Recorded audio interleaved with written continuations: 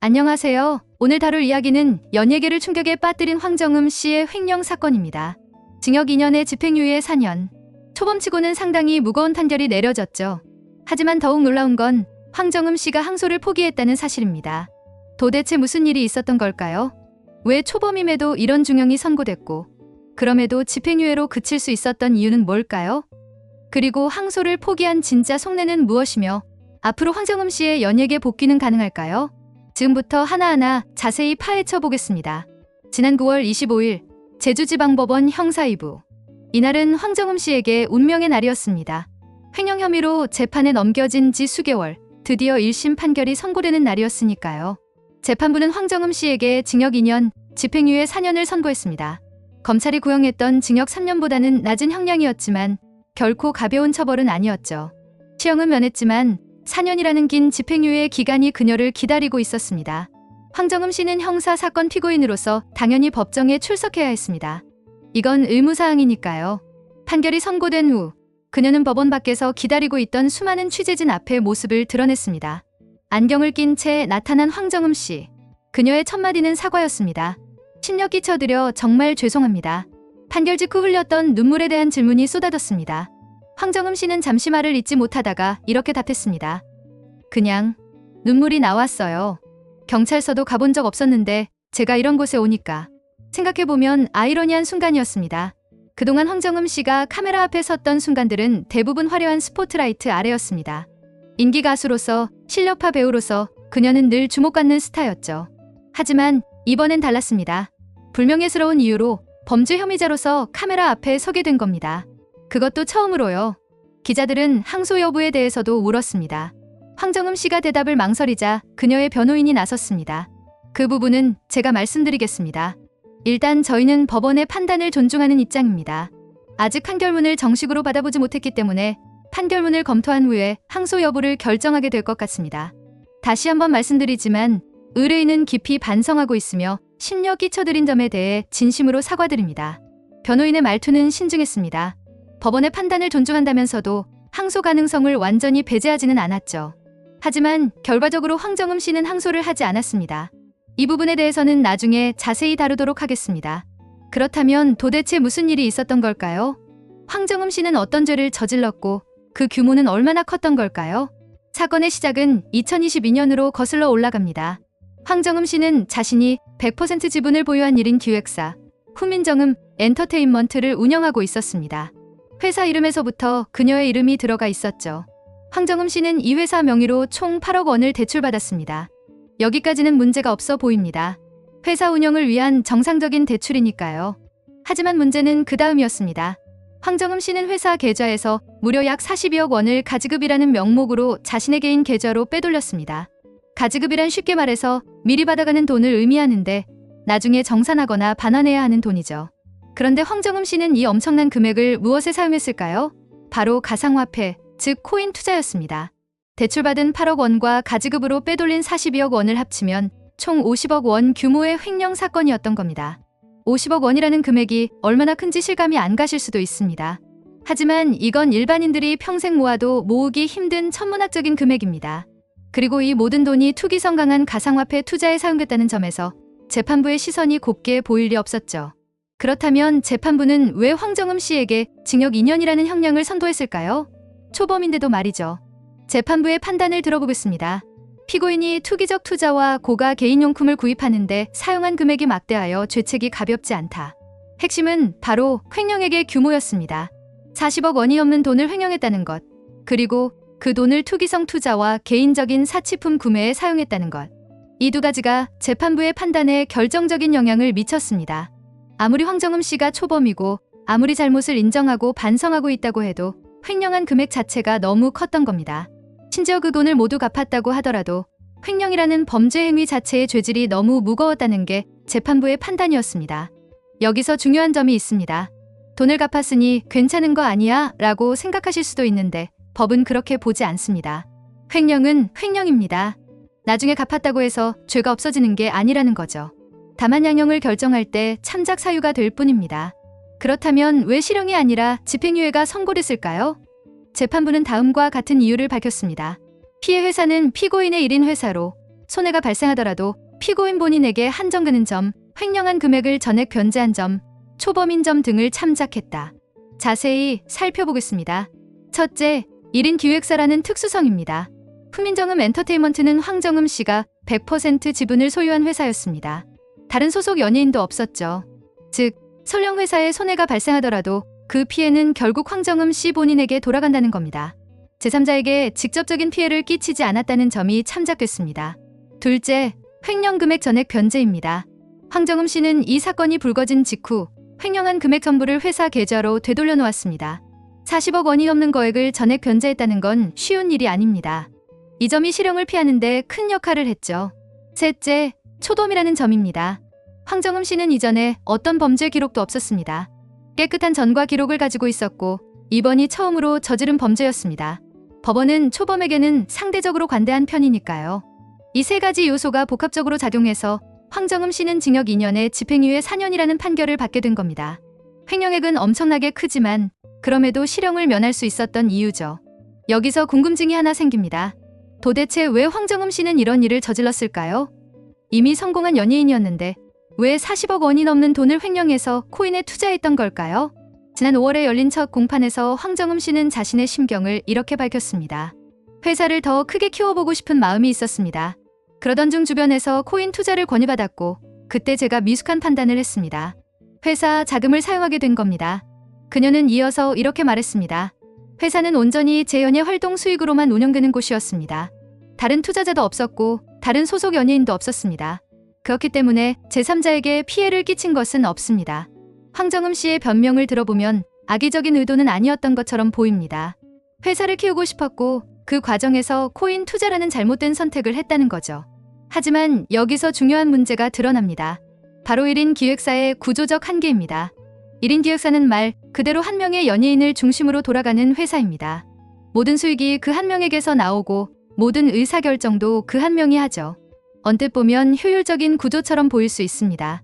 중간 단위가 없으니 의사결정이 빠르고 수익 배분도 명확하니까요. 하지만 여기에는 치명적인 약점이 있습니다. 바로 견제 시스템의 부재입니다. 일반적인 기획사라면 대표이사가 있고 이사회가 있고 재무 담당자가 있습니다. 큰 금액을 움직이려면 여러 사람의 결재를 받아야 하죠.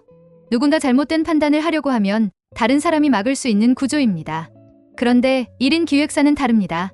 황정음 씨가 대표이고 유일한 직원이고 유일한 수익원이었습니다. 회사 돈을 어디에 쓸지 결정하는 것도 그녀였고 그 결정을 견제할 사람도 없었습니다. 회사를 키우고 싶어서 코인에 투자하자는 생각이 들었을 때 누구도 그건 너무 위험한 선택입니다 라고 말해줄 사람이 없었던 겁니다. 이게 바로 1인 기획사의 구조적인 문제점이자 맹점입니다. 결국 황정음 씨의 이번 사건은 1인 기획사 시스템이 가진 위험성을 여실히 보여준 사례라고 할 수 있습니다. 자, 이제 가장 흥미로운 부분을 다뤄보겠습니다. 바로 황정음 씨의 항소 포기입니다. 징역 2년에 집행유예 4년. 이 판결은 결코 가볍지 않습니다. 연예인으로서의 이미지에 엄청난 타격을 입었고 4년이라는 긴 집행유예 기간 동안 활동에 제약을 받게 됐죠. 그런데 왜 항소를 하지 않은 걸까요? 혹시 형량을 줄일 여지가 있지 않았을까요? 판결 직후 변호인은 법원의 판단을 존중한다면서도 판결문을 받아본 후에 결정하겠다고 했습니다. 즉, 항소 가능성을 열어두고 있었던 거죠. 하지만 결과적으로 황정음 씨는 항소하지 않기로 결정했습니다. 이 결정을 이해하려면 우선 황정음 씨가 처한 상황을 정확히 파악해야 합니다. 첫째, 유무죄 다툼의 여지가 없었습니다. 황정음 씨는 이미 모든 혐의를 인정했습니다. 회사 돈을 개인 계좌로 옮긴 것도 사실이고 그 돈을 코인 투자에 사용한 것도 사실입니다. 증거도 명확했죠. 이런 상황에서 항소를 한다고 해서 무죄가 될 가능성은 제로에 가깝습니다. 둘째, 그렇다면 남은 건 양형 다툼뿐입니다. 징역 2년을 1년으로 줄일 수 있을까? 집행유예 4년을 3년으로 줄일 수 있을까? 이런 부분에서 승부를 봐야 하는 거죠. 하지만 여기서 중요한 계산이 필요합니다. 항소를 해서 얻을 수 있는 이득과 항소를 하지 않음으로써 얻을 수 있는 이득을 비교해야 하는 겁니다. 항소를 한다면 어떻게 될까요? 우선 재판이 길어집니다. 최소 몇 개월, 길게는 1년 이상 더 재판이 진행될 수 있습니다. 그 기간 동안 황정음 씨는 계속 재판 중인 피고인이라는 꼬리표를 달고 다녀야 합니다. 또한 재판 과정에서 나오는 모든 내용이 또다시 언론에 보도됩니다. 공판이 열릴 때마다 기사가 나가고 횡령 금액과 코인 투자 이야기가 반복적으로 언급되겠죠. 대중들의 기억 속에서 이 사건이 계속 환기되는 겁니다. 그리고 가장 중요한 문제가 있습니다. 바로 말을 바꿨다는 비판을 받을 수 있다는 점입니다. 판결 직후 변호인은 법원의 판단을 존중한다고 명확히 밝혔습니다. 이 발언은 이미 수많은 언론에 보도됐죠. 그런데 며칠 후에 항소를 한다면 존중한다고 해놓고 왜 항소를 하냐, 말과 행동이 다르다는 비판이 쏟아질 게 뻔합니다. 반면에 항소를 하지 않는다면 어떻게 될까요? 우선 법원의 판단을 겸허히 받아들인다는 이미지를 확실히 심어줄 수 있습니다. 진심으로 반성하고 있다는 모습을 보여줄 수 있는 거죠. 대중들에게 최소한 자신의 잘못을 인정하고 있구나라는 인상을 줄 수 있습니다. 또한 사건이 빠르게 마무리됩니다. 더 이상 법정 공방도 없고 관련 보도도 줄어들 겁니다. 대중들의 기억 속에서 이 사건이 점차 희미해질 수 있다는 거죠. 무엇보다 중요한 건 황정음 씨가 이미 할 수 있는 모든 것을 다 했다는 점입니다. 이 부분은 조금 더 자세히 설명하겠습니다. 사실 황정음 씨는 재판이 진행되는 과정에서 한 차례 큰 홍역을 치렀습니다. 바로 입장문 논란이었죠. 황정음 씨 측이 발표한 입장문 중 일부를 보겠습니다. 코인 투자로 인해 손실을 입기도 하였으나 회사 지분을 100% 제가 보유하고 있고 다른 소속 연예인도 없었으며 담보를 확보하고 있는 은행 등 외에는 다른 채권자도 없어 제3자에게 피해를 끼친 적은 없는 점이 그나마 다행이라고 생각합니다. 이 입장문이 발표되자마자 엄청난 비판이 쏟아졌습니다. 특히 그나마 다행이라는 표현이 도마 위에 올랐죠. 왜 이 표현이 문제였을까요? 핵심은 법인의 개념을 제대로 이해하지 못한 데 있습니다. 황정음 씨는 회사 지분을 100% 제가 보유하고 있으니까 회사 돈은 곧 내 돈이다 라고 생각한 것처럼 보입니다. 하지만 법적으로는 전혀 다릅니다. 법인은 개인과 완전히 별개의 법적 주체입니다. 설령 황정음 씨가 100% 지분을 가지고 있다고 해도 훈민정음 엔터테인먼트는 황정음 씨와는 다른 독립된 존재입니다. 법인 자체가 하나의 사람으로 취급되는 거죠. 따라서 법인의 돈을 개인 계좌로 빼돌렸다는 건 명백히 제3자에게 피해를 끼친 겁니다. 그 제3자가 바로 훈민정음 엔터테인먼트라는 법인이니까요. 만약 황정음 씨가 정말로 회사 돈이 곧 내 돈이라고 생각했다면 애초에 법인을 설립할 이유가 없었습니다. 개인 사업자로 등록하면 되는 거니까요. 하지만 법인을 설립했다는 건 세금 혜택이나 법적 보호 같은 법인만의 이점을 누리겠다는 뜻입니다. 그렇다면 법인의 의무도 함께 져야 합니다. 법인의 돈과 개인의 돈을 구분해야 하고 법인 자금을 함부로 사용해서는 안 되는 거죠. 제3자에게 피해를 끼친 적이 없다는 주장은 법적으로 성립하지 않습니다. 법인에 명백한 피해를 입혔으니까요. 그런데 이걸 그나마 다행이라고 표현했으니 여론이 악화될 수밖에 없었습니다. 정말 반성하는 게 맞아? 자기 잘못을 제대로 인식이나 하고 있는 건가? 그나마 다행이라니 어떻게 저런 표현을 쓸 수 있지? 이런 비판이 쏟아졌고 황정음 씨의 이미지는 더욱 나빠졌습니다. 이 사건을 통해 황정음 씨와 그녀의 법률팀은 중요한 교훈을 얻었을 겁니다. 자칫 잘못된 표현 하나가 상황을 더 악화시킬 수 있다는 것. 그리고 대중과의 소통에서는 신중에 신중을 기해야 한다는 것을요. 이런 경험이 있었기 때문에 항소 여부를 결정하는 과정에서도 극도로 조심스러운 접근을 했을 겁니다. 그렇다면 실제로 항소를 했을 때 형량이 줄어들 가능성은 얼마나 됐을까요? 이걸 판단하려면 양형 기준을 살펴봐야 합니다. 특정경제범죄 가중처벌 등에 관한 법률, 이른바 특경가법에서는 횡령죄에 대한 처벌 기준을 명확히 규정하고 있습니다. 횡령액이 5억 원 이상 50억 원 미만인 경우 법정형은 3년 이상의 유기징역입니다. 여기서 중요한 건 3년 이상이라는 점입니다. 최저 형량이 징역 3년이라는 뜻이죠. 만약 횡령액이 50억 원 이상이라면 어떻게 될까요? 그 경우에는 5년 이상의 유기징역 또는 무기징역입니다. 훨씬 더 무거운 처벌을 받게 되는 거죠. 황정음 씨의 경우 횡령액이 약 42억 원이었으니 50억 원 미만에 해당합니다. 따라서 3년 이상의 유기징역이 기본 처벌 기준이 되는 겁니다. 그런데 재판부는 황정음 씨에게 징역 2년을 선고했습니다. 법정 최저형인 3년보다도 낮은 형량이죠. 이게 가능했던 이유는 뭘까요? 바로 감경사유가 인정됐기 때문입니다. 재판부가 인정한 감경사유들을 하나씩 살펴보겠습니다. 첫째, 1인 회사라는 특수성. 훈민정음 엔터테인먼트는 황정음 씨 혼자만의 회사였습니다. 다른 소속 연예인도 없었고 다른 투자자도 없었죠. 실질적으로 가족 회사나 다름없었습니다. 일반적인 횡령 사건이라면 회사 직원들이나 투자자들, 다른 이해관계자들이 피해를 입습니다. 그들의 생계가 위협받을 수도 있죠. 하지만 황정음 씨의 경우 설령 회사에 손해가 발생하더라도 그 피해는 결국 본인에게만 돌아갑니다. 타인에게 직접적인 피해를 주지 않았다는 점이 감경사유로 작용한 겁니다. 둘째, 횡령 금액의 전액 변제. 이건 정말 중요한 부분입니다. 황정음 씨는 사건이 불거진 직후 횡령한 금액 전부를 회사 계좌로 되돌려 놓았습니다. 40여억 원이라는 엄청난 금액을 전액 변제한 거죠. 물론 이게 횡령죄 자체를 없애주는 건 아닙니다. 하지만 양형을 결정할 때는 매우 중요한 참작 사유가 됩니다. 실질적인 피해 회복이 이루어졌으니까요. 셋째, 초범이라는 점. 황정음 씨는 이전에 어떤 범죄 전력도 없었습니다. 이번이 처음 저지른 범죄였죠. 법원은 초범에게 상대적으로 관대한 편입니다. 특히 반성하는 태도를 보인다면 더욱 그렇죠. 넷째, 범행의 목적. 황정음 씨는 개인적인 사치나 유흥을 위해 돈을 쓴 게 아니라 회사를 키우기 위한 투자 목적이었다고 주장했습니다. 물론 그 투자가 코인이라는 투기성 자산이었다는 게 문제긴 하지만 적어도 순전히 개인적인 탐욕만을 위한 건 아니었다는 변명의 여지는 있었던 겁니다. 다섯째, 가담 정도. 황정음 씨가 적극적으로 범행을 주도했다기보다는 주변의 권유를 받아 소극적으로 참여했다는 주장도 가능했습니다.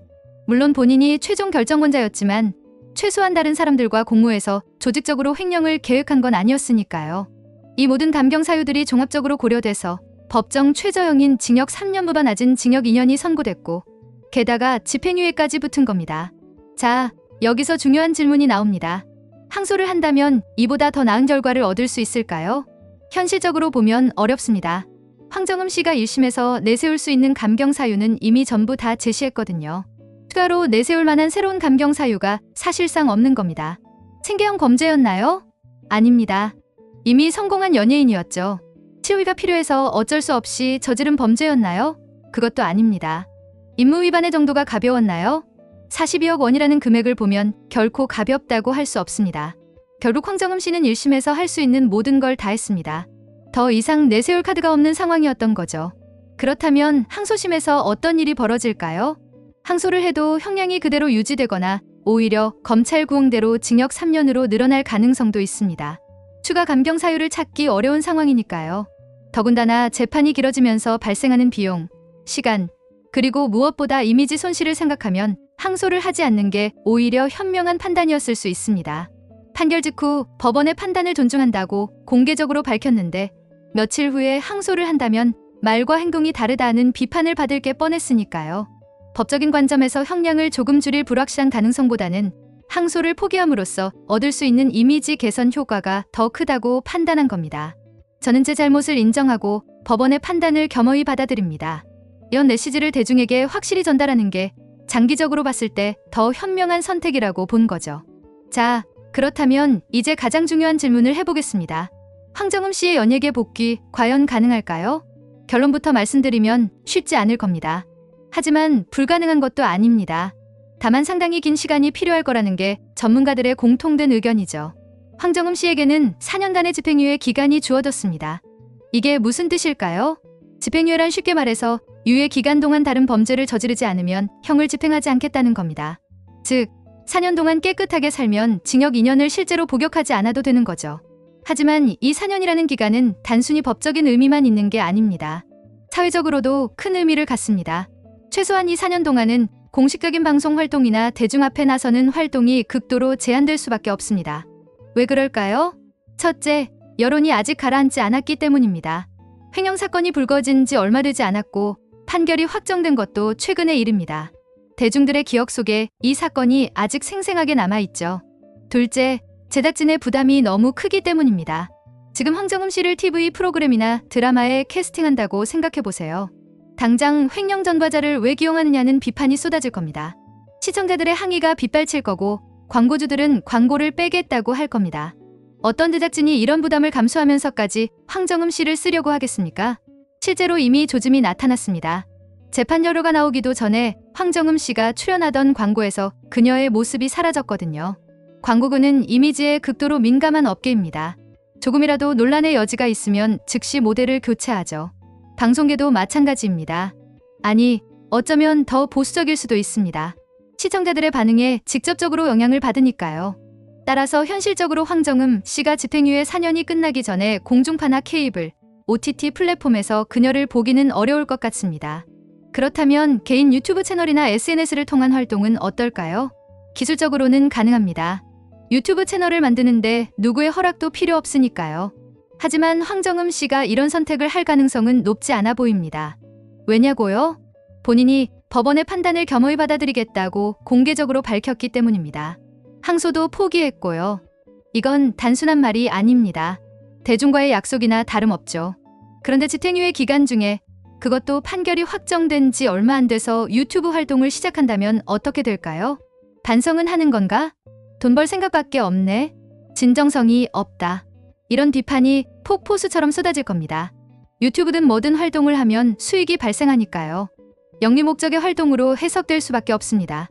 황정음 씨 입장에서는 이런 추가적인 논란을 만들고 싶지 않을 겁니다. 이미 이미지에 큰 타격을 입었는데 여기서 더 나빠질 필요는 없으니까요. 물론 시간이 지나면서 영리 목적이 아닌 공익활동이나 봉사활동을 조용히 해나간다면 대중들의 마음을 조금씩 돌릴 수는 있을 겁니다. 기부활동이나 재능 기부, 지역사회 봉사 같은 것들 말이죠. 하지만 이것도 당장 시작하면 이미지 세탁이라는 비판을 받을 수 있으니 신중하게 타이밍을 잡아야 할 겁니다. 결국 황정음 씨에게 남은 건 시간뿐입니다. 4년이라는 긴 시간 동안 조용히 그리고 진심으로 반성하는 모습을 보여주고 그 후에야 비로소 대중 곁으로 조심스럽게 돌아올 수 있을 것 같습니다. 연예계 복귀가 완전히 불가능한 건 아니지만 그 길은 결코 순탄치 않을 겁니다. 과거의 인기를 되찾기는 더더욱 어렵겠죠. 하지만 진심 어린 반성과 꾸준한 노력이 있다면 새로운 시작은 가능할 수도 있습니다. 시간이 답을 줄 겁니다. 여기까지 황정음 횡령 사건에 대한 분석이었습니다. 긴 시간 함께해 주셔서 감사합니다.